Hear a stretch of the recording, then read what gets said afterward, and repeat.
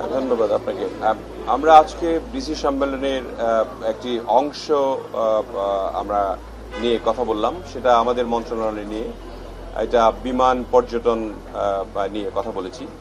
আমাদের অনেক জেলায় বিমানবন্দর রয়েছে, সেগুলিকে কিভাবে অ্যাড্রেস করবেন ওনারা সেই সম্বন্ধে তাদেরকে বলা হয়েছে এবং সেগুলি উন্নীত করার জন্য তাদেরকেও আমরা নির্দেশনা দিয়েছি এবং আমরা কি কি কাজ করছি সেগুলি তাদেরকে অবহিত করেছি। এবং আমাদের পর্যটন সম্বন্ধে অনেক কথা হয়েছে, বিশেষ করে আমাদের কক্সবাজার, আমাদের কুয়াকাটা এবং বড় বড় স্থাপনাগুলি যেগুলো আছে পর্যটনের, কিভাবে আমরা কাজ করতে পারি সম্মিলিতভাবে।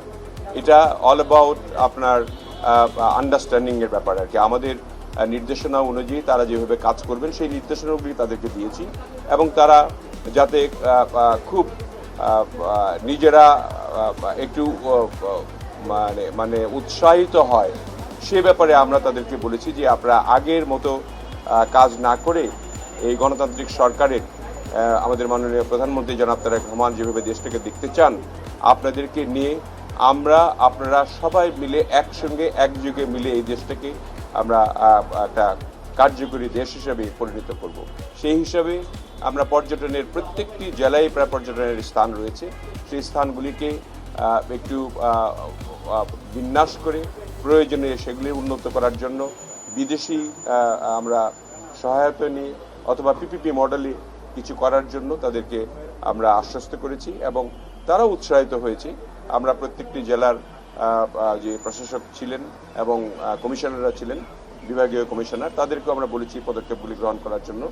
আমি আশা করি আমাদের এই বক্তব্যে তারা উৎসাহিত হয়েছেন এবং তারা আগামী দিনে এই কাজগুলি করবেন।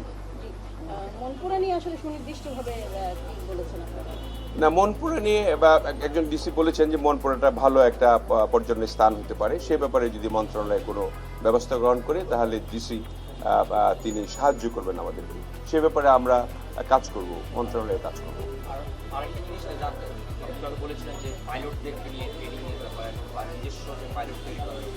সেটা বিমানের আমরা চিন্তা করছি যে বিমানের দেখেন বিমানে তো আমাদের পাইলট সংখ্যা কম, আবার বিমানে আমরা ইতিমধ্যেই আমরা 14টি বোয়িংয়ের জন্য সাইন করেছি।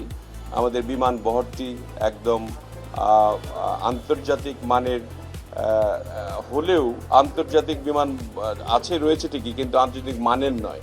সেই মান সম্পন্ন করার জন্য আমরা ইতিমধ্যেই 14টা বোয়িং ক্রয়ের স্বাক্ষর করেছি এবং আরও কিছু বিমান আমরা লিজ করব। সেগুলিকে নিয়ে আমরা এই বিমানবন্দরগুলি যেগুলি আছে আরও ব্যবহৃত হচ্ছে না, প্রায় 8-9টি বিমানবন্দর, সেগুলিকে আমরা নতুন করে রিপেয়ার করে এটাকে চালু করব আভ্যন্তরীণ রুট হিসেবে। সেগুলি আমরা তো এটা আমরা মন্ত্রণালয়ের ব্যাপার, আজকে এই ব্যাপারে কোনো আলোচনা হয়নি। এগুলি আমরা প্রথম দিকে প্রায়োরিটি ভিত্তিক রেখেছি বগুড়া, ঠাকুরগাঁ, নীলফামারী, সৈয়দপুর এবং আমরা অতি সত্বর কক্সবাজারকে ইন্টারন্যাশনাল এয়ারপোর্ট হিসাবে আমরা নির্বাচিত করেছি। সেটা আমরা শুরু করবো হয়তো 3-4 মাসের মধ্যেই। আবার থার্ড টার্মিনাল শুরু করব ডিসেম্বরের 16 ডিসেম্বর আমরা আশা করছি করতে পারবো।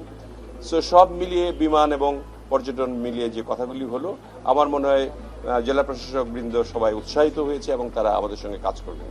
যে আরেকটা বিষয় যেটি মন্ত্রী মহোদয় আমাদেরকে বলেছেন যে বগুড়ায় এয়ারপোর্ট করার পাশাপাশি বিমানবন্দর করার পাশাপাশি আরেকটা একাডেমি করবে, সেটি কবে নাগাদ হতে পারে? আমরা একাডেমি সম্ভাব্যতা যাচাইয়ের জন্য 7 তারিখে যাচ্ছি। সেখানে একাডেমিটা খুব তাড়াতাড়ি হবে, কারণ 7 তারিখেই যাচ্ছি, আমরা দেখব সেখানে। এবং শুধু এখানেই নয়, আমরা নীলফামারীতেও একটা একাডেমি আছে, ছোট্ট একাডেমি, সেখানেও আমরা চেষ্টা করব যে 2টা একাডেমি করলে পরে বিমান এর যে পাইলট আছে, একটা পাইলট বানাতে অনেক টাকা লাগে। আপনার এই পাইলটগুলি আপনার এখানে বাংলাদেশ বিমানে খুব বেশি পাইলট কাজ করে না, তারা বিদেশে চলে যায় এবং বিদেশে এয়ারলাইনগুলিতে চাকরি করে, যাতে করে এখানে আমরা সর্বক্ষেত্র থেকে, আগে পাইলটের একটা অংশ ছিল শুধু পাইলটের ছেলে বা পাইলটের আত্মীয় স্বজন ছাড়া মানে তারা পাইলট হতো না। এখন আমরা চাচ্ছি যে সার্বিকভাবে সবাই যাতে এই এভিয়েশন সেক্টরে আসতে পারে, পাইলট হতে পারে, তারা শুধু বিমানে নয় বিদেশেও গিয়ে চাকরি করতে পারে এয়ারলাইন্সগুলিতে, এবং এই এয়ারলাইন্সে চাকরি করলে আমাদের বৈদেশিক মুদ্রা আয় হবে অনেক বেশি। সেই জন্য আমরা খুবই গুরুত্ব দিয়ে আমরা একাডেমি দুটো করছি।